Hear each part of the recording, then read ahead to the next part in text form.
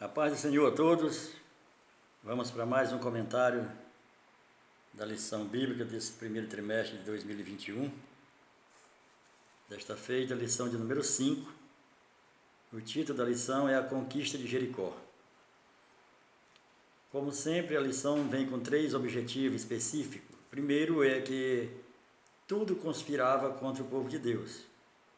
O segundo é viver uma vida de obediência. E o terceiro é que o Deus da promessa é o mesmo Deus da conquista. A lição de número 5, com o título de A Conquista de Jericó, tem um texto áureo. Gritou, pois, o povo, e os sacerdotes tocaram as buzinas ou as trombetas. Também, ouvindo o povo o sonido da trombeta, e levantando grande grito, ruíram as muralhas, e o povo subiu à cidade, cada um em frente de si, e a tomaram. Josué 6:20. A verdade prática fala, é pela obediência, por fé, que garantimos o favor de Deus em nos conceder grandes vitórias. A introdução da lição, os capítulos de 6 a 12 narram as conquistas de Israel sob a liderança do anjo do Senhor, do príncipe do Deus Todo-Poderoso, que luta as nossas batalhas. O capítulo 6 relata a conquista da primeira cidade além do Jordão, que é Jericó. O primeiro ponto da lição fala vitória prometida por Deus. Deus prometeu a terra a Israel e prometeu a vitória sobre Jericó. Tomar a cidade de Jericó parecia e era uma decisão e era um desafio impossível para qualquer exército daquela época. Mas Deus entregou a vitória nas mãos de Josué. Tudo que o povo precisava fazer era obedecer ao seu líder. Glória a Deus. O primeiro ponto da lição fala sobre as muralhas de Jericó. O segundo subtópico fala sobre Deus promete a vitória. E o terceiro, Deus dá a estratégia. Pois vejamos. O primeiro, as muralhas de Jericó. Ora, Jericó estava rigorosamente fechada, ninguém entrava e ninguém saía.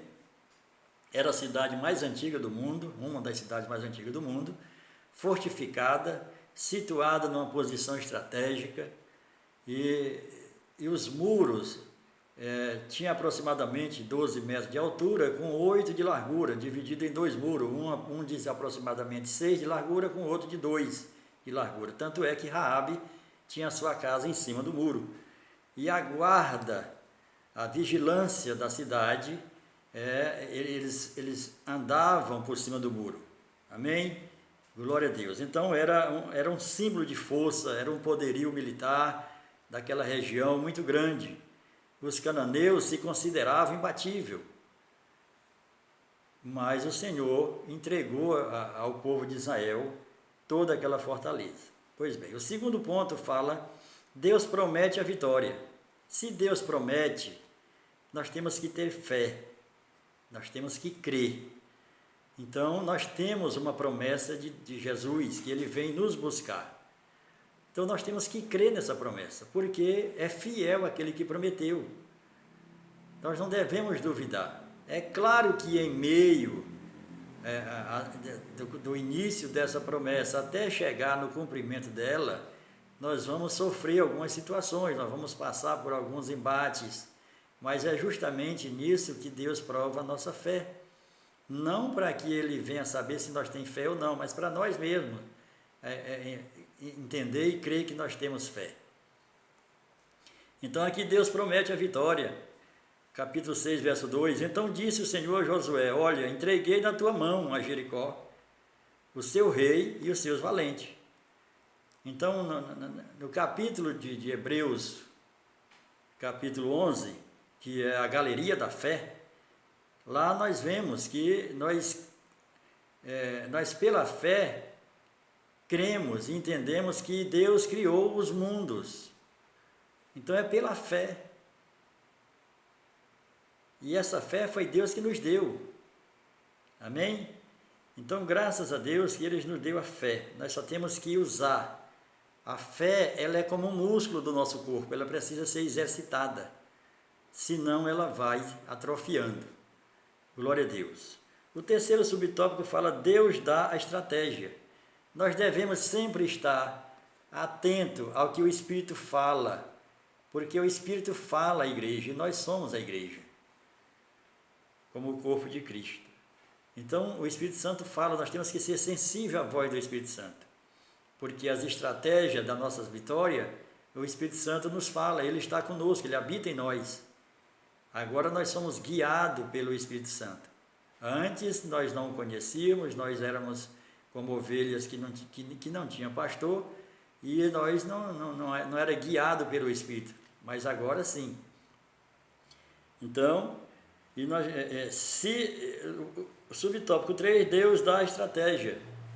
7 sacerdotes levarão 7 trombetas de chifre de carneiro adiante da arca. Se nós olharmos para as estratégias de Deus e comparar com as nossas, nós nunca vamos obedecer, porque ela não está de acordo com a lógica humana. Você olha para uma situação dessa, uma cidade fortificada daquela, né, um poderio bélico que eles tinham, e aí você rodear a cidade com chifre de carneiro, não faz sentido se você for olhar para a lógica humana. As coisas de Deus, ela não é de acordo com a nossa lógica. O profeta Isaías, no capítulo 55, verso 8 a 10, ele diz que os pensamentos do Senhor são mais altos do que o nosso, que os caminhos dele são muito mais do que os nossos, muito mais altos. Então, não tem nem como comparar, e nós estaríamos perdidos, né, se nós quiséssemos comparar isso.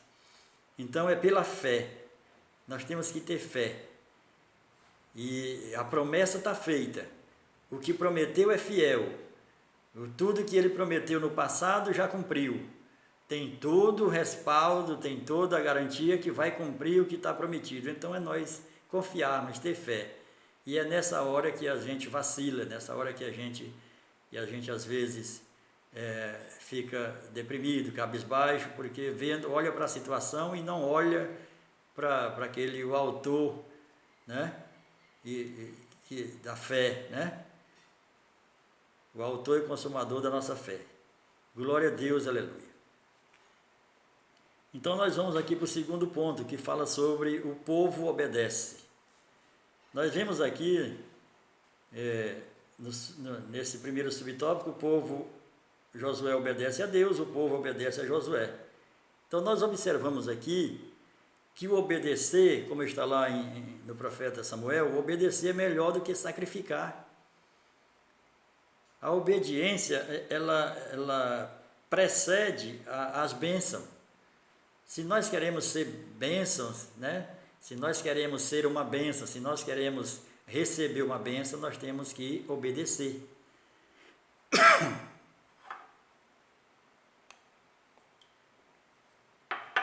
Assim como a humildade precede a honra, né? Da mesma forma em Provérbios 15, 3, 3. Segundo subtópico, o povo obedece a Josué. O povo obedece a Josué, Josué obedece a Deus. É assim que funciona. Sempre, desde Adão, Deus sempre deixou, sempre colocou, sempre contou com um representante, com um embaixador. Sempre. E hoje, o representante somos nós. A igreja do Senhor é o representante dele aqui na terra. Ele nos deixou e ele nos selou com seu Espírito para sermos testemunha. Então nós somos testemunha de Cristo. Nós somos embaixadores de Cristo, nós somos representantes de Cristo aqui na terra. Glória a Deus, aleluia. O terceiro subtópico do segundo fala sobre Raabe. Raabe e família serão salvas. Pelo texto aqui, porém a cidade será condenada, ela e tudo quanto nela houver, somente viverá Raabe, a prostituta e todos os que estiveram com ela em casa, porquanto escondeu os espias ou os enviados. É claro que a salvação não é pelas obras. Se nós formos crer no que está escrito aqui, é como se ela tivesse sido salva pelo que ela tinha feito. Mas se você ler o texto, né, mais atrás, você vai ver que ela foi salva porque ela reconheceu, né, que tudo que aquilo que estava acontecendo era porque tinha um Deus. Ela acreditou, ela reconheceu no Deus dos céus, no Deus que criou os céus e a terra. Foi isso que salvou ela. Ela crê em Deus, porque a salvação ela vem pelo crer, pelo ouvir a palavra. E ela creu e ela acreditou em tudo aquilo que ela ouviu. O povo acreditava por um lado de um Deus mau, de um Deus que vinha matando todo mundo, e ela conseguiu crer de forma diferente. Por isso ela foi salva. O terceiro e último ponto da lição fala: a vitória acontece. Primeiro, o subtópico, a queda dos muros. Segundo, a maldição sobre a cidade de Jericó. E o terceiro, a fama de Josué.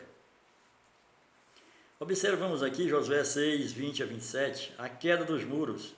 Gritou, pois, o povo, e os sacerdotes tocavam as trombetas, e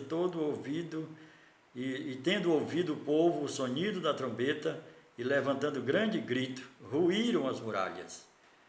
Como nós falamos na lição anterior, as muralhas de aproximadamente 12 metros de altura, com 8 de largura, mesmo ela caindo para dentro ou para fora de Jericó, ela continuaria intransponível, porque ficaria com 8 a 9 metros de altura. Nós entendemos, né, isso é grifo meu, que Deus fez assim como fez com a família de Corá, depois da conquista de Jericó, que ele escondeu aquela capa e aquela cunha de ouro, desobedecendo ao Senhor. Então Deus fez com que a tenda dele, a terra se abrisse e engolisse tudo que ele tinha com toda a sua família. Assim nós entendemos que o muro de Jericó também foi assim, porque mesmo caindo para dentro ou para fora, ficaria com 8 a 9 metros de altura, ainda ficaria intransponível. Amém? Se os irmãos tiver uma luz acerca desse entendimento, interaja conosco, nós estamos aqui abertos, porque fiel e acima de tudo é a palavra do Senhor. Amém? Glória a Deus. O segundo fala sobre a maldição sobre a cidade. Depois da vitória, Josué lança uma maldição sobre Jericó. Naquele tempo, Josué fez o povo jurar e dizer: maldito diante do Senhor seja o homem que se levantar e reedificar esta cidade de Jericó. E essa cidade, ela ficou realmente amaldiçoada por muitos anos, cerca de 500 anos. E aconteceu essa maldição justamente baseado no que está em Deuteronômio 13, de 12 e 18. E ela só veio a se libertar dessa maldição quando o profeta Eliseu assume o seu ministério profético em lugar de Elias, e ele passando por Jericó, o povo, reconhecendo ele como profeta, falou para ele: olha, a cidade aqui é muito boa, é uma cidade estratégica, não fica muito longe do Jordão, e fica aí à porta de Canaã. Então, uma cidade muito, muito boa, mas é uma cidade estéril. As águas não prestam, as águas não dá para beber. E aí o profeta Eliseu pede a eles uma salva, né, tipo um prato com sal, e ele procura onde é a nascente das águas, né, que banha Jericó, que não é o Jordão. E Josué vai lá e joga esse sal nessa nascente das águas. E as águas se tornam aptas, as águas se tornam potável, né, para ser usada. Aí quebra essa maldição.